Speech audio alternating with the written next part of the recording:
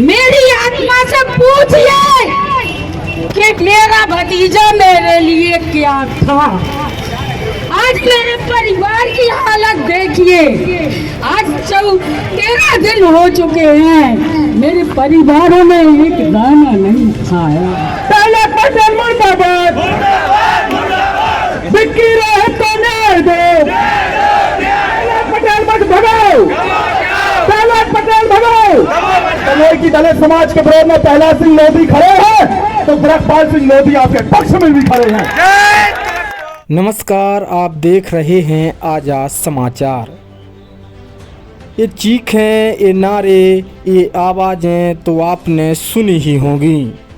ये चीखें तब लाजमी हो जाती हैं जब उस महिला के साथ ऐसा होता है जो अपना कोई भतीजा खोए, कोई बच्चा खोए तो कोई अपना पति खोए। एक नेता के मुर्दाबाद के नारे लगना लाजमी हो जाता है जब उसको न्याय ना दिलाकर आरोपियों के समर्थन में खड़ा हो जाए। अभी तक आप लोग कुछ समझे नहीं होंगे। जी हाँ, तुम्हें विस्तार से समझाता हूँ। दरअसल कुछ दिनों पहले दमोह शहर में एक सेल्समैन घटिया राजनीति की बलि चढ़ गया जिसका नाम था बिक्की रोहित। बिक्की रोहित ने आत्महत्या कर ली और अपने सुसाइड नोट में 4 नाम लिखे जिनको अपनी राशन दुकान छुड़ाने का आरोप लगाया। बिक्की रोहित की मौत के बाद उनके परिजनों और समाज के लोगों ने उस दिन चक्का जाम कर दिया और न्याय की गुहार लगाने लगे। उसके बावजूद पुलिस प्रशासन ने उन 4 लोगों पर एफआईआर दर्ज कर ली, लेकिन माना जाता है कि वो चारों लोग दमोह सांसद प्रहलाद सिंह पटेल के बहुत करीबी हैं, क्योंकि एक वीडियो में उन्होंने ही कहा है कि मुझे मृत्यु पर संवेदनाएं हैं, लेकिन पुलिस बिना जांच किए यदि उन पर कार्रवाई करती है तो ये मत भूले कि वो मेरे कार्यकर्ता हैं। अपने आप में यह एक बहुत बड़ा बयान है। इस बयान के बाद प्रदेश की राजनीति में भूचाल आ जाता है और तुरंत ही प्रदेश के गृह मंत्री नरोत्तम मिश्रा सीबीआई जांच का आदेश देते हैं। प्रहलाद पटेल के इसी बयान के बाद दमोह में राजनीति शुरू हो गई। भाजपा 2 धड़ों में बट गया, वैचारिक लोग भी 2 धड़ों में बट गए। हाल ही भाजपा में आए जयंत मलैया के पुत्र सिद्धार्थ मलैया बिक्की रोहित को न्याय दिलाने के लिए संघर्ष कर रहे हैं, तो वहीं प्रहलाद पटेल के गुट वाली भाजपा उन 4 आरोपियों को बचाने के लिए समर्थन में जुटी है। इसी के खिलाफ आज दमोह में सर्व समाज ने मिलकर, अलग अलग विचार के लोगों ने मिलकर एक रैली निकाली जिसमें उन्होंने पुलिस प्रशासन का समर्थन करते हुए प्रहलाद पटेल मुर्दाबाद, प्रहलाद पटेल हटाओ, दमोह बचाओ जैसे नारे लगाए हैं। इशारों में ही सिद्धार्थ मलैया ने भी प्रहलाद पटेल पर जमकर निशाना साधा। तो सुनिए क्या कहते हैं सिद्धार्थ मलैया। कह रहे हैं कि जिनका नाम लिखा है वो दोषी है। हम ये नहीं कह रहे। हम ये भी नहीं कह रहे हैं कि वो निर्दोष है। हम सिर्फ ये कह रहे हैं कि जो न्याय की प्रक्रिया है वो सतत चले।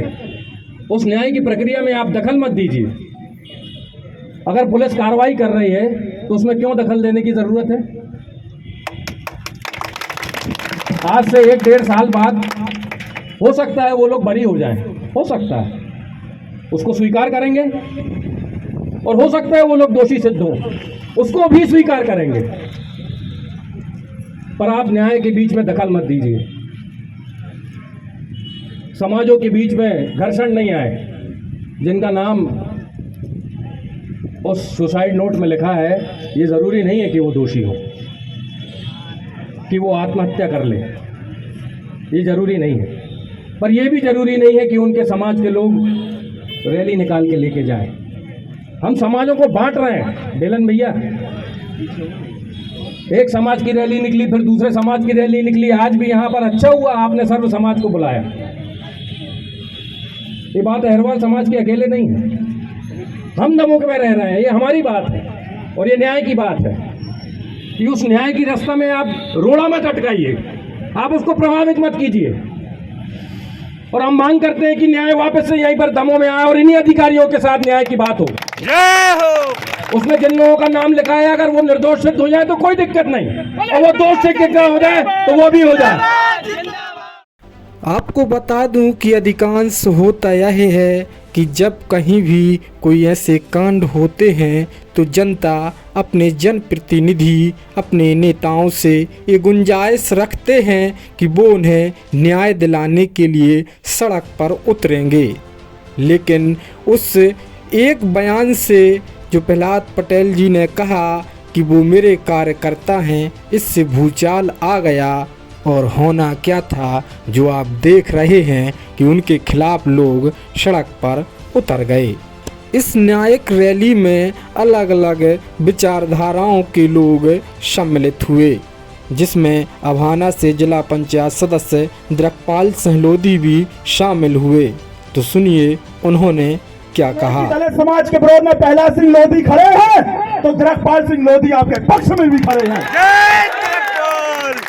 अगर वे अपनी ताकत को इस्तेमाल करके जांच में रुकावट पैदा कर सकते हैं तो आपसे वादा कर रहे हैं हम अभी जमीन पे संघर्ष करके उन दोषियों को गिरफ्तार भी करवा सकते हैं। तो आप बिल्कुल ही बात की चिंता न करिए कि उनको कद बड़ा है, तो वे अपने बड़े कद के कारण दलित समाज के ऊपर अत्याचार करते हैं। हो सकत अपन आर्थिक रूप से कमजोर हो, पर राजनीतिक रूप से कमजोर हो, लेकिन अपनो आत्मबल कमजोर नहीं है, अपनो संघर्ष कमजोर नहीं है।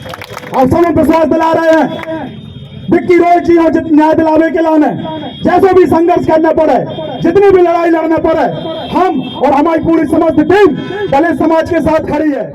बता दें कि हमारी जानकारी के मुताबिक विक्की रोहित के परिवार में एकमात्र सहारा विक्की रोहित ही थे, जिनकी आय से पूरा घर परिवार चलता था।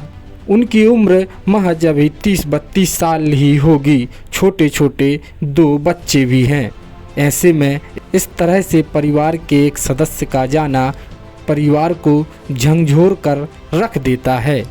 अब देखना ये होगा कि आगे पुलिस प्रक्रिया में, प्रशासन में, न्याय प्रक्रिया में होता क्या है। ब्यूरो रिपोर्ट आजाद समाचार।